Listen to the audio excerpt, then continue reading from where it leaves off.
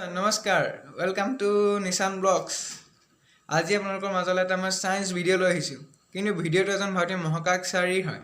তেওঁৰ বিষয়ে আমি জানিবলৈ অলপ চেষ্টা কৰোঁ আহকচোন।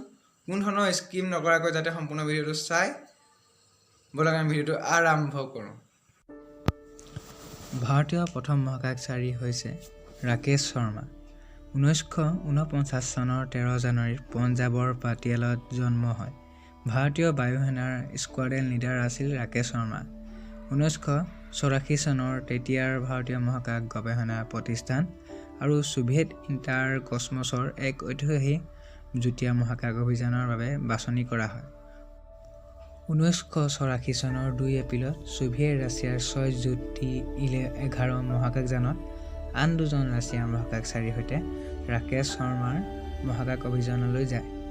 এই অভিযানতে তেওঁ ভাৰতৰ হিমালয় অঞ্চলত এক জলবিদ্যুৎ প্ৰকল্প জৰীপৰ কামত সহায় হোৱাকৈ মাল্টি-স্পেক্ট্ৰেল ফটোগ্ৰাফীৰ কামো কৰে।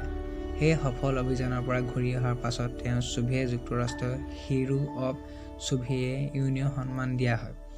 ভাৰত চৰকাৰে ৰাকেশ শৰ্মাক আন দুজন ছোভিয়েট মহাকাশচাৰীৰ সৰ্বোচ্চ বীৰত্ব সন্মান, শান্তি সময় আৰু অশোক চক্ৰ প্ৰদান কৰে। ভাল লাগিলে প্লিজ লাইক কৰিব, কমেণ্ট কৰিব, যদি ছাবস্ক্ৰাইব কৰিব নাপাহৰিব, আৰু এনেকুৱা ভিডিঅ' লাগে যদি ক'ব।